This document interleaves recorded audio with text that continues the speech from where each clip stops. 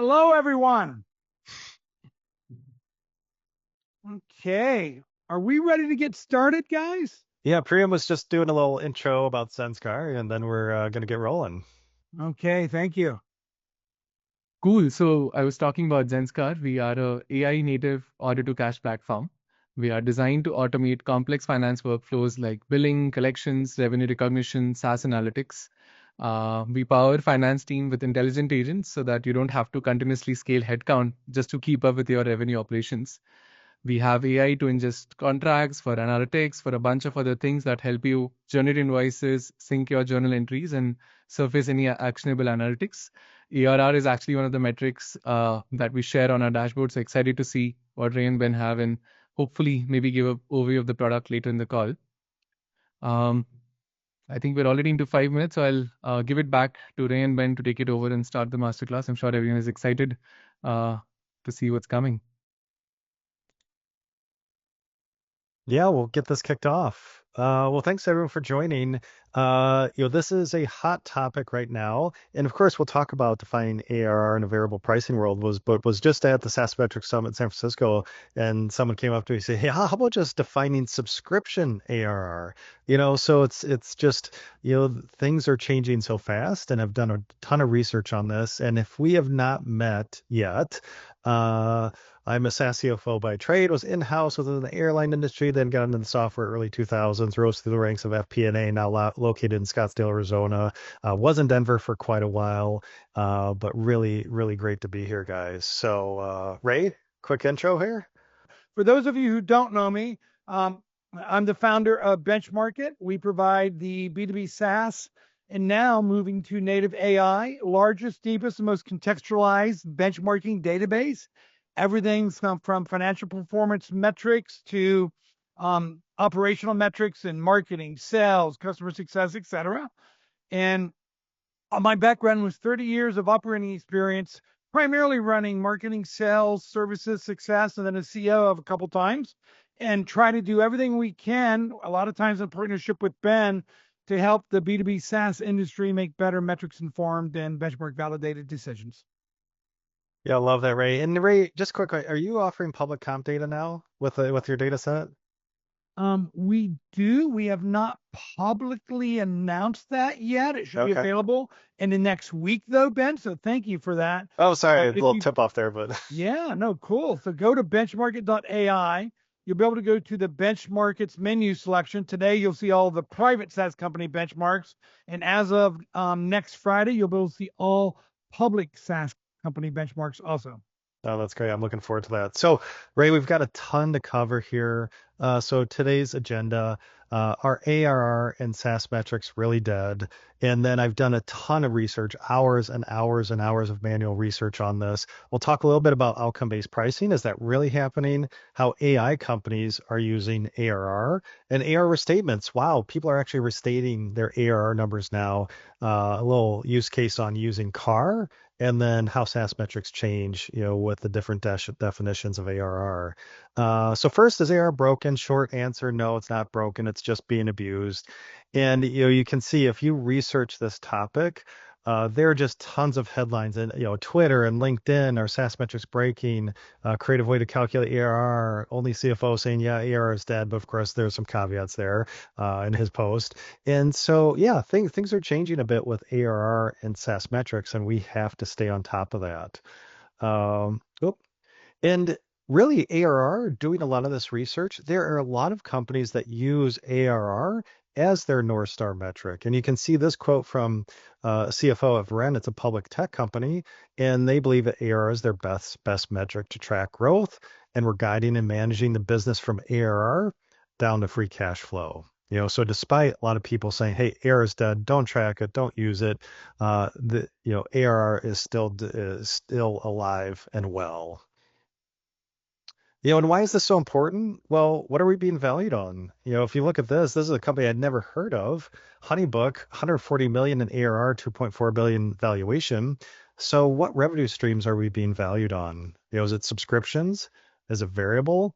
Um, or managed services? We'll talk about people-powered revenue. Should that be an ARR? And I've got a lot of feedback from the SaaS Metrics Summit and other SaaS dinners on what other CFOs think about managed services revenue. And this is real quick. Honeybook, simple pricing model, right? 36.59, 129, getting up to 140 million ARR. And I also learned they do actually have some payments revenue, it sounds like, behind the scenes. And you can see they also offer some AI, and that's a hot topic right now. How do we monetize AI? How do we call that out that it's actually driving value creation within our SaaS business? And this is recent. A couple weeks ago, I help a lot of SaaS founders with their finances and metrics, and a strategic acquirer backed by Insight Partners, huge firm. What do they want to know? When talking about acquisition, CAR, this used to be an obscure metric. Now it's a front and center metric. ARR. Okay, serious conversation with a potential acquirer. What ARR number should we put out there? And an ARR number that's supportable and not out to left field. And the talks that I have with CFOs, they want to make sure, hey, that they don't want to be an outlier, that they're creating some crazy ARR number that's not supportable and it's going to get shot down in these meetings. Profitability, retention, net new ARR trends. But again, CAR, ARR, top two metrics that the strategic acquirers want to know. And also metrics. Metrics are changing. This is my 5-pillar SaaS metrics framework. How we present our metrics. How do variable revenue streams affect this? Managed services, hardware, etc. It just starts with that good data foundation and how we're calculating ARR. And again, we'll watch, Ray will watch the Q&A, and if there are any Q&A we should tackle along the way here, just let me know. So let's talk ARR and definitions. So I analyzed 167 public company tech filings. And since I did that, I'm adding to my ARR database and have researched another 92 public tech press releases. And again, I was focused US companies and now global tech public companies, to see how are they defining ARR? Are they disclosing ARR? What trends are we seeing in the reporting of our ARR numbers? And, I thought OpenAI, ChatGPT could just, do all this research for me, upload the PDFs, and boom, I've got this beautiful analysis done in an hour. No, it had so much trouble. Even my data guy had trouble, couldn't do it. So ended up my assistant and I just going through all these public filings because we didn't want to have any hallucinations in this presentation and this data. So this is all manual research and seeing how companies are defining this in their 10Qs and their press release disclosures. So what was I looking for? ARR definitions and ARR calculations. And is ARR defined or not? And this is from those SEC filings. And you can see 105 out of those 167, no ARR definition, which we'll see what kind of revenue streams they have. But then, of course, pure subscription, not surprising. A lot of subscription tech companies out there. Subscription plus variable revenue. So that could be usage, consumption. Some is just hard to say. They could be defining ARR, but it was just ill-defined, and it was hard to say what they're really saying. Then subscription plus managed services, and then variable, we'll talk about that. Variable revenue. Are we really defining ARR in a variable world? And then with the public tech releases, this is the result. So 49 out of the 92 were subscription and defining subscription ARR. 11 had subscription plus variable models, so they're defining their base of subscription ARR plus taking credit for variable ARR, consumption, usage, etc. And kind of surprising, 10 were defining ARR with subscription plus managed services, and the outlier here, which I don't recommend, 2 companies just throwing in all revenue streams, which is definitely an outlier. So let's talk about the themes here. I'm going to just keep my phone here to check time. But out of the themes between those public filings and the tech releases, the press releases, we have 92 companies defining ARR on a subscription basis, 22 subscription plus variable plus managed. And we'll talk about variable revenue. Are they really defining their ARR number? So definitions here. Pure subscription, pretty straightforward. ARR solely based on subscription fees. Excludes anything usage, transactional, and service related. And oftentimes we're taking MRR times 12. And again, these are definitions. We'll talk about how they define the calculation. And here's an example rubric. calculated as annualized value of active subscription contracts, assuming that any contract that expires during the next 12 months is renewed. And that was a big caveat.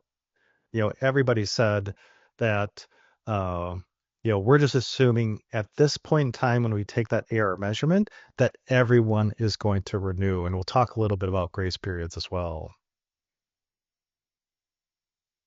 But with these subscription companies, I was wondering, are they pure subscription revenue model? Or do they have a little bit of other miscellaneous revenue streams that they're saying, hey, we're just not going to include those? And looking at these pure subscription, a lot of them are excluding services revenue, which I agree with.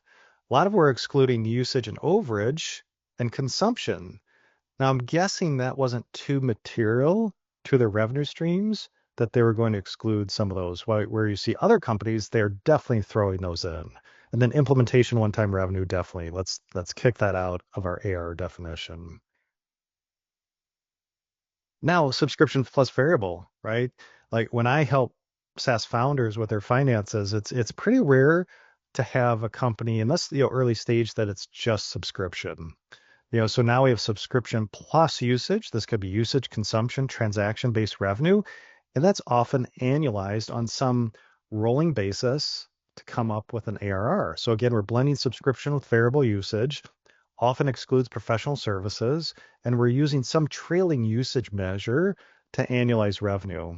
And you can see MongoDB, they annualize their prior 90 days of actual usage and annualize MRR excluding professional services. So they're a 90-day trailing consumption annualized plus an MRR times 12 to build up their ARR number that they would present to, say, their board, investors, etc. So I'm going to do a quick Q&A check here. One question, Yeah, Ben, is what's the difference between consumption and usage revenue from Jay? yeah, Jay, I I would say in my looking at the research, consumption seems when people say consumption, it seems like it's more on like the cloud services side of consuming, kind of like a hosting related service. But honestly, I feel like they're used interchangeably a lot, where usage could be, rate times volume, but so is consumption. So it just seems like when I go through the definitions and the companies that put it out, uh, companies that say consumption seem to be on that cloud, kind of some sort of cloud model. So thanks, Jay, for the question. And guys, if you have any questions here, we're going to cover a lot of content. Please throw those in Q&A. All right. So now this is a little bit controversial. Subscription plus managed services. AR includes both subscription revenue and recurring service revenue, such as support or implementation, if these services are contracted and renewable. And I'll tell you my results of kind of my informal polls at the SaaS Metrics Summit and all the SaaS dinners we do of what other CFOs think here. And yeah, if we do have the chat, uh, well, maybe not, but yeah, maybe we could throw it in the Q&A what your thoughts on this. But again, renewable support our onboarding services or subscription services included with their traditional subscription ARR. So you can see Alchemy Technology calculate ARR aggregating annualized recurring revenue related to SaaS subscription and expected implementation services. So they're throwing in some service revenue in there. Well, I know we can't in the chat here, but should we include people-powered revenue in our ARR number? And this is a big business model discussion that I have with a lot of founders. What revenue streams are we putting out there to the world? Is this IP powered? Is this people powered? Do we have a subscription that requires people in some site doing things to make our product work? It's a really important business model discussion to have before you go out to fundraise or exit. And what I've found, I was kind of surprised, Ray, is that I'd say roughly 50% of the CFOs out there, when I talk to them at dinners and through these conferences, say that, yeah, if it's recurring service revenue, we feel like we should throw that into our ARR number. So it's kind of split half and half, but I was surprised it was actually this high. Hey, Ben, I got another question here Yeah. from Ben. Oh, yeah. And Ben says that they have user-based pricing. You sign up number of users at the point of new booking. The customer then has the ability to increase user count or reduce user count on their own. This creates expansion and contraction revenue that we count as ARR. Any thoughts on that contraction and expansion? For users, should that be ARR? Yeah, I mean it right because we have our beginning balance of say MR in the month, we have new expansion, contraction, reactivation, and the earning balance. So I would say, let me look at this question, but more of a, kind of a retention question. And then if we think about converting this to ARR, yeah, it's really um, how stable is this revenue? Can we, because you see consumption companies or usage taking MRR or their usage times 12, or some taking quarter times 4. So I think we just have to look at the predictability of that, but definitely a retention thing where gross revenue retention will definitely be misleading. Then we have one more Uh-huh. specific to people powered. I'm going to take the first shot and then I'll have you add. Yeah. It's from Jonathan. And he's like, hey, what have you seen on how the mix of people powered revenue impacts valuation? So, what I'm seeing right now is that most VCs like to keep it at 20% and under, because at 30%, you do start seeing some enterprise value to revenue multiple impact. But I haven't done that analysis on public companies, Ben, because I think there's very few public SaaS companies that have more than about 20 to 25% in services. What say you? Yeah, it's a great question. I think that's, yeah, the general rule of thumb, 25% or less of services revenue for pure play SaaS or recurring revenue valuation. But it really, if you have people powered revenue, besides professional services, if you have managed services, really what I want to know, again, it gets back to the business model. What's the nature of this? Do we really need this? Is this optional because our users just don't want to do something in our product? So really important to figure that out, because when someone's buying your revenue streams in your company, is this something that has to continue, or is it just this is like a nice to have because our users love this service? But yeah, the more service revenue, even recurring services revenue, I think it definitely is, it will hurt your valuation. Okay. And we'll keep going. I don't want to Yeah, stop us here exactly, but Kerry Davis, when you say NNARR, could you just retype in Q&A what you mean by that, and we'll get to your question in a minute. Go ahead, yeah, Ben. yeah, sure. Yeah, great questions. So pure variable revenue.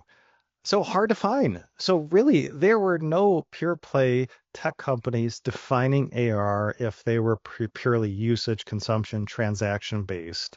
Um, and again, the closest, you think Toast, right? Purely variable revenue, a lot of tons of payments revenue. And Toast actually defines ARR by taking the sum of the 12 times of the subscription component of MRR. So they take MRR times 12 and then 4 times the trailing 3-month cumulative payments component of MRR. So you think Toast, highly variable. So I think this is a pretty good definition that shows they're taking their trailing 90 days times 4 to annualize that payments revenue. Plus, of course, they have a subscription component and MRR times 12 to get to their ARR number. So I think really interesting, great example by Toast of how they define ARR. And what about, oh, yeah, Ray. Ben, before we move forward, let's go ahead and answer Kerry Davis's question. So her question was, can you talk about how a consumption model is shown in ARR and net new ARR, Hmm. with a SaaS platform charge plus upfront credits to be used? Yep.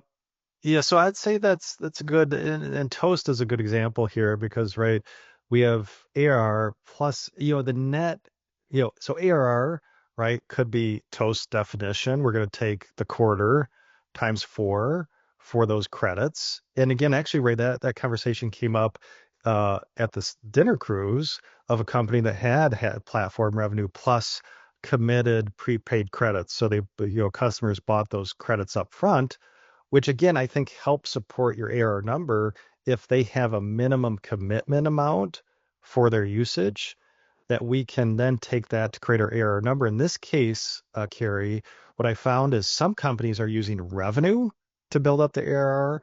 Others are actually using contracted revenue to build up their ARR. So this could be a good case for contracted revenue and then building up your ARR based on those credits that they're committing to.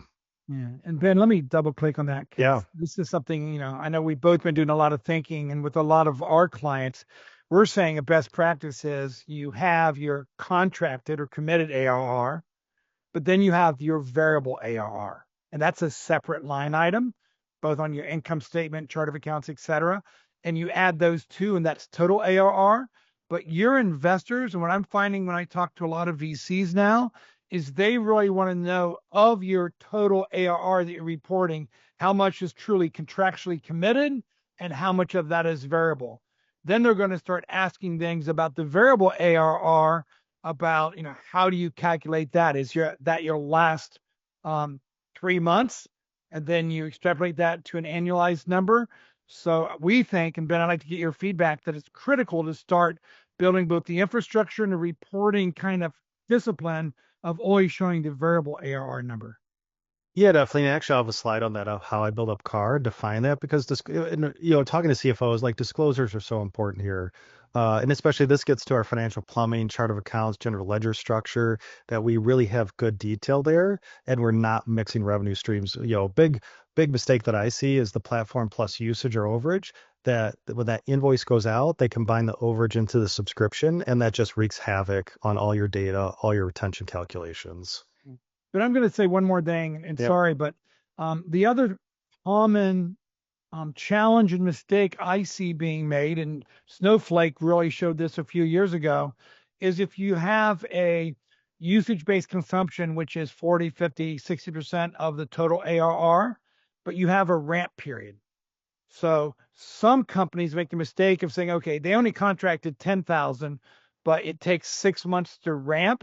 And then they use that ramping period as variable ARR or as part of their NRR calculation. So really important to say, what is my normal ramp period, which you should do on a cohort basis. And then once the ramp period has been executed, then go to expansion. But we're also very important to understand the difference between ramp revenue and expansion revenue. Yeah, also impacts your metrics. Yeah, yeah, yeah, good point. Let's keep rolling. We got a lot to cover here. So, what about renewals and negotiation? This came up a lot that if there was a multi-year, say, up for renewal, and it wasn't known at that measurement date when you're creating your ARR number, everybody pretty much assumed that that customer would renew. And we know everybody who has mid-market enterprise motions, like that happens a lot. The renewal date passes, we're still in active negotiation of that multi-year renewal, but everybody was including this. And I even saw one company had a caveat, love these disclosures, that say they have a grace period of up to 6 months, that they're keeping that number in ARR. So let's talk ARR calcs and methodology here. And again, pure subscription, 4 themes to actually calculate our ARR number, 3 themes with that variable component. So subscription ARR first. So this was the most popular. MRR times 12. So they were taking, the last quarter, the last month, and taking that number and multiplying by 12. Now, in this case, as you do see, some companies were actually looking at their daily rev rec, because we know that changes month to month, and then normalizing it that way. Because again, if we normalize an MRR month where, there are not as many days, we're not going to get as much credit. So you also see some normalization, that they're taking that daily revenue and normalizing it to get to an ARR number. Really important if for the folks on daily rev rec, which is a really popular way to do rev rec. So that's the most popular way to show your subscription ARR number at a point in time. Next was QRR times 4, so the quarterly revenue. So they're taking a snapshot of that latest quarter, and then multiplying by 4. So you can see Sapiens here, the ARR run rate is equal to the product of the sum of these revenues in our most recently completed fiscal quarter multiplied by 4. So we have MR times 12, then we have quarterly revenue times 4 as that next most popular option. And then analyzed value at measurement date. A lot of companies didn't actually give us a period. I don't know if this was the last day of the month, last month of the quarter, the last quarter, or 6 months, but they were saying that as of a measurement date, they're going to annualize that to create their ARR number. So we don't know that period. So this is very common, just a little bit more of a vague disclosure. And then contractual value. So what I found, and I mentioned this before, there's a slight lean towards companies creating their ARR number based on revenue off their P&L. But also, a lot of companies were looking at contracted values, which they always say, will differ from GAAP revenue. So they're building up their ARR number, looking at the committed subscriptions, committed usage, committed consumption in these contracts. And they said, even if usage may be lower, as what was committed, contracted in these contracts, and building up their ARR number that way. And some nuances here. Excuse me. Some said, they looked at, hey, we're just want to make sure we're throwing in month-to-month contracts, we're throwing in annual contracts, etc. A lot of companies, again, on the contracted way, were taking their total contract value divided by the contract term to get their ARR number, because this was a common question, Ray, also at the summit. We have ramp ups. Year 1 is 100, year 2 is 120, year 3 is 150. So we could have different ARR by year, but in this case, companies were taking TCV divided by the term to get their blended ARR number. Hey, Ben, I'm going to ask you this Yeah. question. We have 8 questions online, so Yeah. I'll keep throwing those out. But there's seasonality in a lot of these usage-based companies. One example that I've seen used is a company has a platform for donations, and they differentiated churches versus schools, Mm-hmm. where churches see the most of their donations in Q4, December, holiday season, and schools see more donations in Q3, September, beginning of school. So I actually find that you almost need to use a cohort methodology if you're using current quarter times 4 or even last month times 12, because you need to really take into account those variability of recurring revenue that is impacted by seasonality. What say you? Oh yeah, definitely. And that's where we have to be careful here, where we need a supportable number to our board investors, potential investors, and there are always nuances and things we can take with these definitions and make it more applicable to our company. Because I've seen a lot of those companies that it is seasonal. Maybe it's related to tourism, that we maybe need to take 6 months. Maybe we just need to take that trailing 12. So again, that's where we want to make sure it's just, supportable, disclosed, and then fits our business model. Okay. Well, Alex just asked a question similar related. How do you consider overages? So you've got contracted ARR, but you have that overage, and it's different every month. How do you recommend calculating that overage in your ARR reporting? Yeah, I think that's really important, where if we have platform subscription plus overages, and again, that's where I would want to take, maybe a 90-day trailing, if that's a long enough time period. And we actually had this discussion at the summit, uh, where one CFO said, well, actually, our overages are pretty consistent. They're not too variable month to month, so we can maybe take an MRR of overages times 12. But again, I think variability plays a big, factor here, that, yeah, maybe just like I don't like taking just monthly retention. It's too short of a time period, where we have to consider maybe we have to take a 3 month or a longer snapshot. Okay. Um, you talked about renewals just a Mhm. couple slides ago, so I want to make sure we answer Perry's question. Doesn't it make sense to decrease renewals by churn?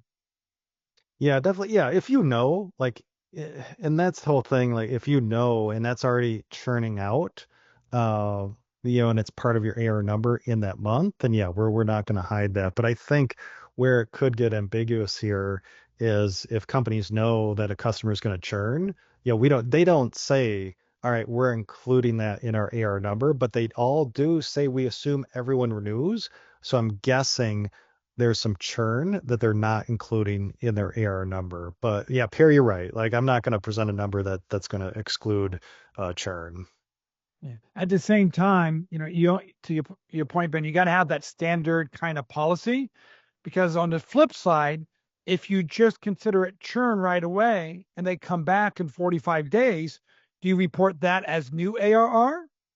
So you got to really have a consistent policy, I believe. Yeah, it's a common question. You like my grace period was 3 months when we had mid-market enterprise because yeah, we don't know, up for renewal negotiations. They could churn, they may not churn, so that latest churn number was always changing just a little bit. So how about variable ARR? How are we building up ARR numbers when we have consumption usage? So the most popular, and I think this makes a lot of sense, is just the previous 90 days annualized. So Confluent, they look at their trends over 12-month periods, and based on the 3 months of actual consumption, that they then annualize those 90 days. And you can see again, they're caveating here, which does not account for future fluctuations and unpredictability in consumption rates. And that gets back to that question that, yeah, we have variability, but believe the 90 days is a good snapshot to annualize this. And of course, there could be some fluctuations after that and month annualized. So also we saw MRR times 12, so the MRR component of our variable revenue, and then we're annualizing that. Now, I feel if you're going to use just a month, you must have pretty predictable consumption overage revenue or variable revenue that you're going to take that. Otherwise, I'd definitely default to that 90-day trailing. And then also, again, very vague, most recent period annualized. They weren't really saying what period that they're using, but we know, hey, we're just taking our numbers and we're going to annualize it. Could it be a month, 3 months, 6 months? We don't know. It's been a little bit of a nuanced question here, but I Uh-huh. was looking at Cloudflare and they never used to report ARR. And I think they Mhm. started in their Q1 of 2025, but they used the word to mean annualized revenue run rate. Mhm. So to me, if you're looking at public filings, you also got to see if it's truly recurring revenue they're calling it, or just taking their last quarter's revenue, multiplying it by four, and they're calling it run rate revenue, right? Annualized. Yeah, yeah, you definitely see that where it's ARR annualized revenue run rate, where, yeah, that makes sense because if we're truly variable, right, we're not saying it's truly recurring. We're taking that nuance that it's revenue, and this is just the trend of our revenue. Yeah. Hey, by the way, Ben, one last question. We gotta answer Mitch's question here, and that is, well, if on renewals, right, if a customer decides to cancel and you had it in your Q1 ARR because you still counted it, you'd have to go back and recast your Q1, right? If they didn't renew. So you're going to be going back and recasting ARR all the time if you have a 90-day policy before you count it as churn. Yeah, definitely. And Mitch, yeah, I mean that's the nature of RevRec. And I had that like that evergreen clause. You kick out that fourth year invoice because we have auto renewal. We're not sure if they're doing another multi-year, and then they ghost you. Are they renewing? Are they not? And then yeah, as long as that's the exception, that did happen. Yep, I reverse that invoice. All the RevRec reverses. They'll change the current period. It won't change those prior periods because I'm not unlocking those prior periods. But yeah, I think that's just the nature of recurring revenue. That we could have some accounting noise in there. Yeah, if you're taking MRR times 12, again, as long as it's immaterial, to your revenue stream. But if it's not, and say you're 4 million, if you got these rev rec adjustments, then I probably would make some adjustment for that. So great questions, guys. Really appreciate it. Let me check our time. We have 20 minutes. So what about outcome-based pricing? Well, few and far between. Agentforce, Salesforce made that big splash. Hey, we're outcome-based. So are they truly outcome-based? We'll find out. I could only find, Ray, in my research, out of 200 plus filings, one company, this bank operating system software, that actually explicitly stated that they are outcome-based pricing. And you can see this, the shift from seat-based to a pricing framework that ensures value-based positioning of our products. So aligning our revenues to the value coming from the platform. So great disclosure here in their 10Q. And what else? So we have shifted from seat-based to a usage-based and outcome-based pricing. That's a quote. They're actually stating outcome-based pricing. And only one example so far out of all this research of a company actually doing it. So this is kind of a TBD. We'll see if more companies truly pushed outcome or if it's just an outcome wrapper around usage-based pricing. Yeah. In fact, even then, you got to be really careful because I'll look at customer support as an example. Yeah. Some people say, well, we're outcome based pricing because it's every case that our agent Yep. interacts with. But then you have others that say it's every case that we opened and closed, right? So is opening a case outcome based or is that usage based? It's truly closing the ticket. So you also kind of got to go to the next level and determine if it's actually just an event they're managing or a business outcome that adds value. Right, because eventually, right, we close all support cases. It's not just, hey, 50% never got closed. Uh, but my nuance would be there. All right, if we're truly outcome based, it was a case that was closed by an agent, and we got, say, a 5-star review from the user, and we only charge our customer when we get 4 or 5-star reviews, right? Truly happiness indicator. So yeah, Ray, totally, yeah, I totally agree. A lot of nuances there. Um, Ben, do you want to go back and answer some of the previous questions or keep Oh, going? here, let's just take yeah, let's roll through a few more and then yeah, we'll now what about Salesforce, right? They made that big splash, Agent Force, outcome-based pricing, all the headlines that quickly died. But if you look in their filings, no references to outcome-based, no references to value-based. They do talk subscription, of course, and consumption-based, but no references. We'll see if that changes. So what about AI ARR? So now companies are disclosing, it's really interesting, disclosing their AI initiatives, tying it to revenue, and tying it to usage volumes within their product. And Verint, great case study, 800 million in annual revenue of great disclosures. They think ARR is their best metric to track growth. And they're a pure play customer experience automation company now with big AI workflows. And they define total ARR. So they say, hey, this is our total subscription ARR that includes both fixed term and usage based components of active or signed contracts. And again, signed, are we talking car here now? And then AI ARR. So they break out AI ARR specifically tied to functionality that includes AI.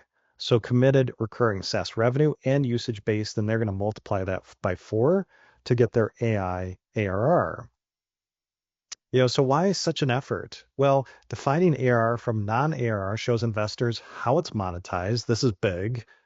Isolate ROI from bot usage and consumption, and align internal teams around platform value rather than in case we have some crazy rev rec issues. And they even quantify strategic wins. Healthcare customer increased ARR from 8 to 15.6, nearly doubling through multi-bot AI adoption. Who doesn't want this expansion? Right. And this, as CFOs, think, all right, how can we go to our product ID level, our SKU level, find these revenue streams that are AI influenced to show our board investors, potential investors that, we're not just talking AI, but we're actually, truly monetizing AI. And again, we talked about AI ARR and, how they're doing it, and they're basically taking their revenue streams times 4.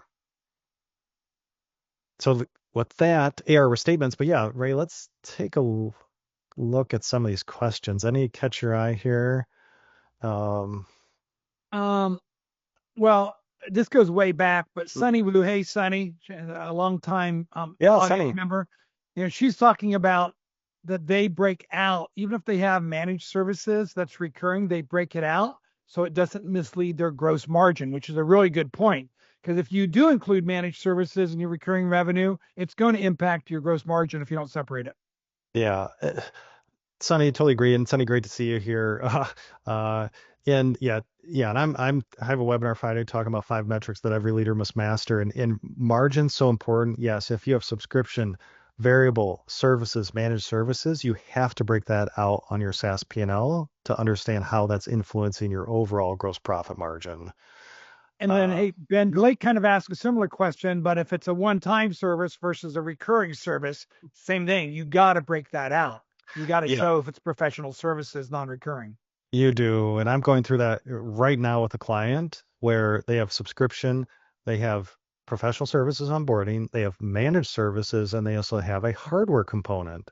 So defining the chart of accounts correctly, defining the revenue streams correctly, so we can break all those out because you have to know, again, how that influences overall gross profit. Yeah, so we'll keep rolling here. We'll check time. Yeah, we got 14 minutes. So AR statements, can you believe it? It's happening. Now, maybe just one case here, but Celebris, I think UK public tech company, uh, they have 39 million in annual revenue. An adjustment was made to their AR definition and more closely assigned with group's AR definition and with other businesses in a similar sector. So obviously they're reading other public company disclosures to see how everyone is doing it. And that's where we're going to get some commonality here. And now they say this provides the cleanest view for investors. That always comes up, a good number that we can give to our investors. So their old definition, the amount of revenue contracted, is pretty vague. And here, let me just go here. The old definition was licenses, cloud support, maintenance, third-party software license income, including on-premise project revenue. So it sounded like pretty much everything they were throwing into the AR number. Now, trying to just go recurring revenue. But you'll see they're throwing in managed services revenue in here, which you see is common if companies do have this and it's material to their overall revenue. Hey, Ben, I have a question for you. Yeah. I've been starting to work with a lot of AI companies. I know you have also. And I see 40, 50% of their new customers starting in a pilot program, proof of concept. And it's like, hey, yeah, they're going to, it's a $100,000 ARR customer, but they're paying, just 20,000 for the pilot. How does that impact ARR? I'm glad you brought that up because this comes up a lot. And definitely, I'd say the majority of folks that I talk to, we are separating that. So we are separating pilot revenue on our P&L, or at least we can disclose that, and separating it from our AR number. Or we have an ARR bridge that these are our annual multi-year contracts. This gets our AR number plus pilot ARR gets us up to this other number. But definitely, I'd say the theme there, it's broken out in our revenue streams, and people are breaking it out in their AR build. I think you might have a story to tell about this one. Yeah. So yeah, it comes up a lot, and definitely P&L and yeah, bookings bridges. We have our AR bridges. We have to define that. Well, let's move to that next section. So AR shenanigans, don't abuse CAR. You'll see one company said they had 14 million in CAR, and was it really allegedly 3 million in ARR? And this was this company 11x, backed by some big investors, and they say claiming they have customers it doesn't have, and this inflated CAR number. So can you get in trouble? Well, maybe if you have big time investors and it starts leaking and customers are employees are unhappy. But when they're reporting their annual revenue, they didn't differentiate between, well, trial periods, Ray, very timely, and long-term customers. And it says it uses contracted ARR, again, popular metric now, when reporting to the board and investors. But they're saying, hey, yep, we disclosed exactly how we were coming up with that CAR number. Now, they got in trouble because they allegedly forced prospects to sign 12-month contracts with 3-month break clauses. So we're saying, hey, this is a contract perfect, but really, Ray, right? More like a pilot, and then actually still including that full value, even though so many customers were canceling early. In fact, Ben, we just did some recent research where for native AI companies, almost 35 to 40% of their new clients started with a pilot, and only 48% at median were converting. So if you think about those numbers, right, and these were more agentic AI than just application AI, you're going to have a lot of inflated ARR numbers. So do not consider a 3-month pilot as ARR. Just I Yeah. think it's should be that black and white. Do you think that or not? I agree. Or if, if you have good renewals into annual or multi-year, you could maybe include it, but you've got to disclose it, right? You've got to disclose it.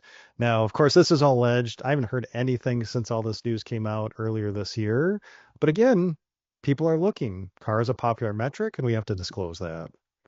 So this is a big thing. Our SaaS metrics broken. We see, hey, metrics are broken.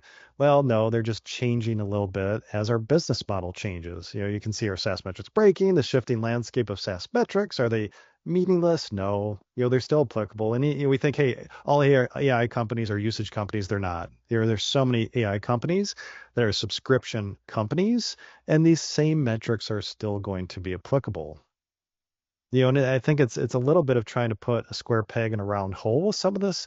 If we have a little bit of a different pricing model, right? All right, we have a little bit, different metrics to adapt to that.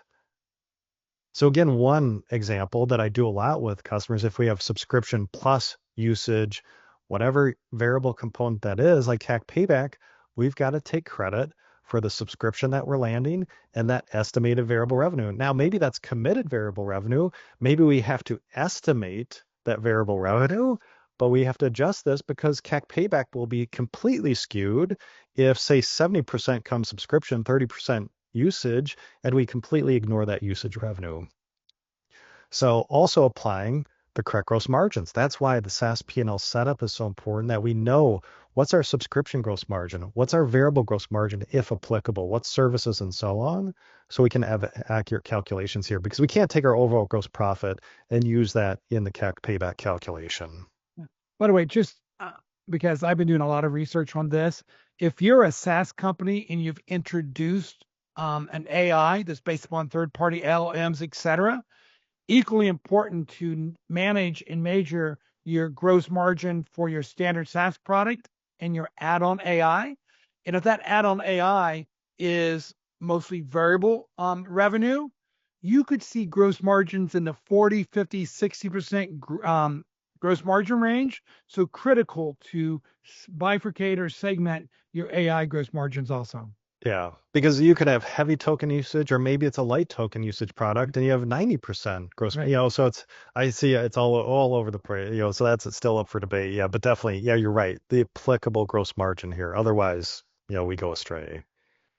And again, Ray, you mentioned this early, go-to-market impact on metrics calculations. If we expect post-sale expansion, like a cohort basis, like, hey, they get up to full revenue run rate at 6 months, 9 months, 12 months, that impacts our calculations too. If we think CAC, well, the revenue we're landing at execution, well, actually, maybe we need to consider on that usage basis that we need to take that usage MR number at month 6, where we see in cohorts that usually they stabilize at that number. So really important here that we don't sell ourselves short on some of these calculations.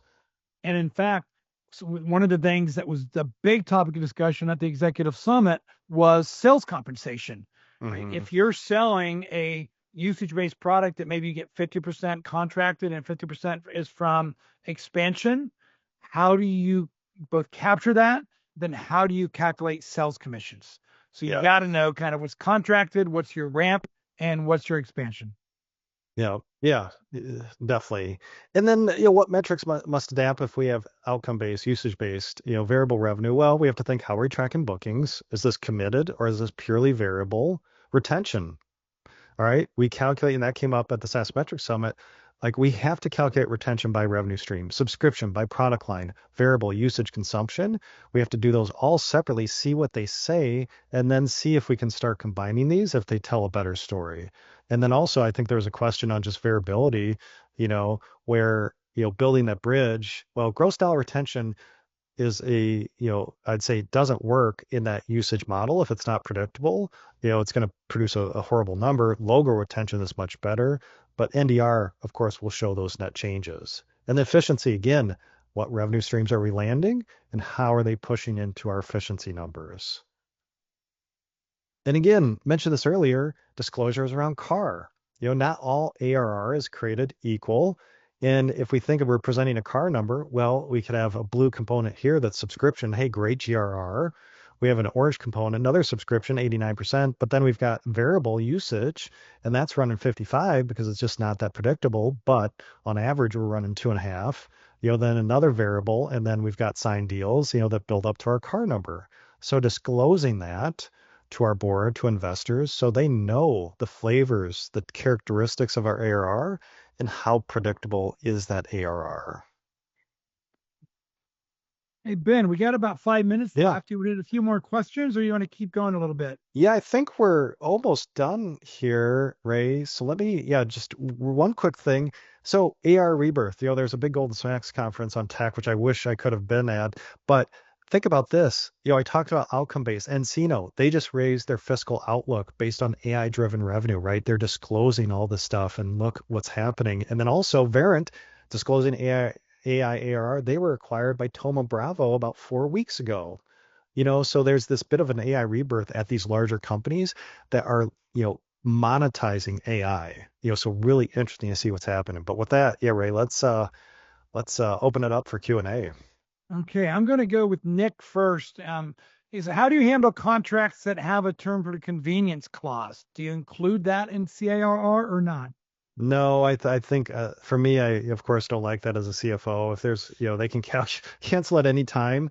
Like if you're putting an AR number out there, you better disclose if you're including that, how much of your ARR is actually where they could cancel at any time because yeah, it's not just it won't be valued as highly. Yeah. And I kind of use an old audit term, vendor specific objective evidence. Hey, if you know that 99% of those contracts don't cancel for convenience, right, you still footnote it, but you report it. But if 40% do, then you've got a different reporting calculus. Yeah. Okay. Sonny asked another good question. Calculating variable gross margin. Mhm. How do you know what COGS goes into the variable versus the contracted? Yeah, so I've done this a lot. So sometimes variables is just pure margin, right? We're taking a cut of the payment volume going through our app, so just pure margin. But there are other things where, say, we charge for SMS, and we have Twilio charges, so we have hard expenses. So we have to think, all right, when we deliver that variable revenue, are there hard expenses required to deliver that? Or are we just taking a cut of something and it's really pure profit? So I've seen both use cases, but that's where you've really got to define, on COGS, right? What does it take to deliver on revenue contractually? And then create a separate part in your chart of accounts or a department structure so that you can code, say, those Twilio expenses, or maybe you have different types of hosting or security related to usage, and then calculate your margin that way. Yeah. Ben, here's a great question from Karen. And as how are businesses reflecting AI-based ARR as we see increased adoption of AI in all products? It's almost an inbuilt functionality in all products. So I'm going to take that one. A Hmm. year ago, 48% of SaaS companies who had integrated AI were not charging for it. A month ago, it's now 70% of SaaS companies who have integrated AI are charging for it as an add-on product or a upsell to a new package. And they are actually calculating the revenue for that AI component and the incremental COGS, things like your LLM inference cost or your additional data infrastructure costs or your network ingress and egress charges. So once you start charging for it, then you need to break it out in your reporting to your investors that it's AI ARR and what the gross margin is for it. I don't know what you think about that, Ben. Yeah, yeah, like you said, we saw Verint, they define ARR functionality built on AI, so we have to be careful, or do we have an integration to OpenAI, so we call all revenue AI ARR, so we have to be careful. And this now, CFOs, controllers, right, product IDs, SKUs, we've really got to then do our research and tie this back to true AI functionality. Okay. Ari, not a question. She says your slides rock, Ben. Very. Oh, thanks, appreciate it. I don't know if you see the top one from Irwin. I think we discussed it, but let's make sure we answer it again. In these consumption-based ARR, how are in fluctuation volumes expressed in your changing ARR? Are they viewed as expansion, contraction, or how do you report those fluctuations? Yeah, I think, one, right, it gets annualized, but also if you're doing an AR bridge on overages or consumption based or variable, right, I would hopefully net those two together. Hopefully that shows a net positive, but we have to think about that AR bridge because really they could go down, they could go up. Does it make much sense reporting those separately? I don't think so because that's expected. So maybe a net number, So we have usage plus a net number that gets us to this, this variable ARR number. Hey, we're at time, but I want to Yep. invite Priyam from Zscaler back to the stage, Ben. Yeah. And Priyam, I know that you, unfortunately, I don't think you were able to answer some of the Q&A. You're still on mute. If you can unmute yourself, would love to see if you just want to share for 1 minute how Zscaler can address a lot of these from questions and challenges from a reporting platform perspective. Awesome. I would actually take a minute to show, then tell. So, can I share my screen real quick? Sure. Awesome. So, I will read case studies that I actually didn't know of. So, this is very cool, actually. I also like the slides, Ben. Yeah, thanks. Awesome. So this is Zenskar, and we have a lot to show here for which we would love to, conduct demos. But we have something what we call Zenskar AI, and there's so much talk about AI, ARR. So let's just start with that. What is my MRR in the last 6 months? And while this will, think about it and share it, I can talk briefly about Zenskar. So we are an AI-powered, order to cash platform. We help you automate your billing, collections, analytics, and our AI is extremely powerful. It is not just, chat GPT on top of some data. It is a series of agents that, think on top of data that is in your system. It understands it. It is not just reading the ARR. It actually understands what it does it mean in your system. And then you're able to see not just the number, but a bunch of insights. So I can just walk you through it very quickly and how this helps. So it gives you the findings around revenue, customers, revenue status, the breakdown, insights. And then you have this very interactive chart. I can actually make it a little bit more bigger for you guys to see it better.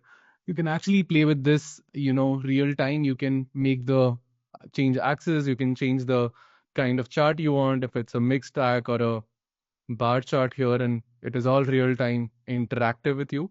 If you want to play with data on your own, you have the tables and you can just download this and see it on your own. This is just a glimpse of what our AI capabilities look like, but a lot of discussion that we saw in ARR is done manually. Even Ben shared that how it is all manual for him to, not be able to use AI to read those reports. But we built something really powerful at Zenskar. I would love to showcase if any of you are interested. Just head to zenskar.com and we'll have to do a more personalized, in-depth demo of what the platform is capable of. But I hope that gives you a glimpse of what AI within Zenskar is capable of.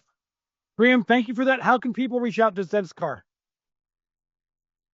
Sorry, I missed that. How can they reach out? Is it an email to you? Is it going to zenscar.com?